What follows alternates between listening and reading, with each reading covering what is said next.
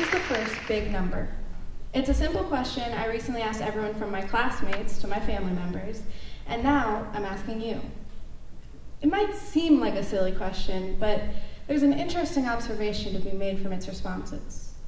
From 11 to Google, our perspectives don't align. Even though a number will always equal the same thing, it doesn't mean the same thing to everyone. And that brings up a fatal flaw in our use of numbers. Sure, the way we use numbers works most of the time. A speed limit of 50 miles per hour says you must drive no faster than 50 miles per hour. But an issue arises when we allow numbers to say things about ourselves and listen to what numbers say about other people.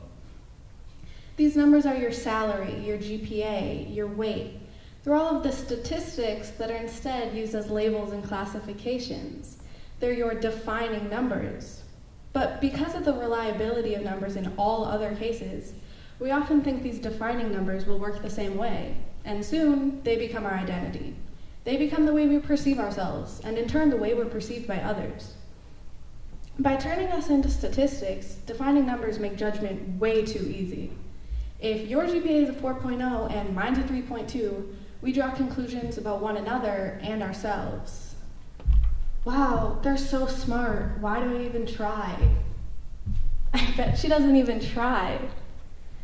Not only making us judgmental and self-deprecating, defining numbers devalue what makes us human. We view them as the whole picture, when in reality they're just an outline. With 7.5 billion people on Earth, there's bound to be more than one person fitting a certain set of statistics. You are not the only one with your height, weight, age, and IQ. Those don't come together to form you until you factor in your beliefs, values, opinions, flaws, skills, and so much more. Even something as frivolous as your favorite color helps really show the bigger picture.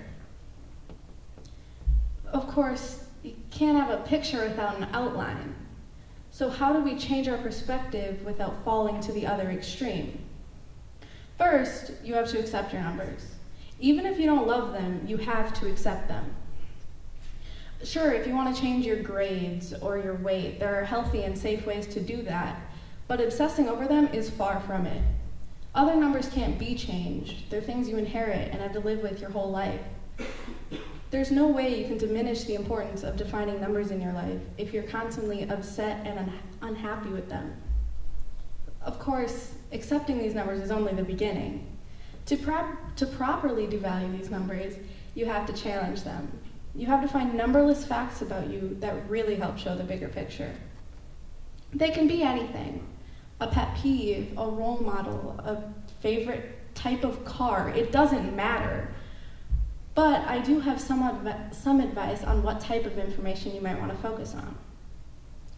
Even if you aren't particularly aware of it, there's probably one number you lean toward in evaluating yourself.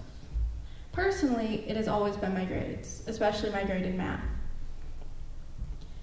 I would find myself checking and rechecking these grades, half the time with no change, and sure, it felt great when the number would go up 0.5%, being able to say, I did that, and then it falls, and you still think I did that, but not with pride or excitement, with disappointment or shame.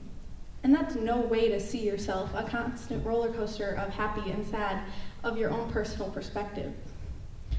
So, in stopping, I realized what you had to do.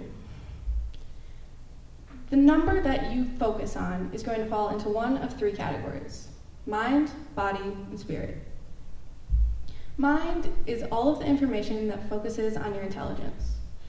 Very few people dismiss their GPA or IQ entirely, but focusing on them can be equally as harmful. Other people focus on body, which is both your physical ability, like a mile time or max bench, and your physical appearance, like your height, weight, and clothes size. Lastly, there's spirit. This is the least common because they're more often subjectively based and often seem less important. But still, things like how many friends you have, how good you are at playing an instrument, and your racial composition all fall into this category. So once you've identified where your number falls, how do you counteract it? You find other information that also falls in this same category. So focusing on my grades, I find other subjective things that revolve around my education and intelligence. Personally, I focus on what type of stuff I like to study. I enjoy Spanish, I enjoy history, specifically World War II. And sure, it's not a constant mantra running through my head, but it's just a reassuring fact to think of whenever I'm checking my grades, to think, okay, yeah, the number on the screen's a part of me, but so are these seemingly meaningless pieces of information.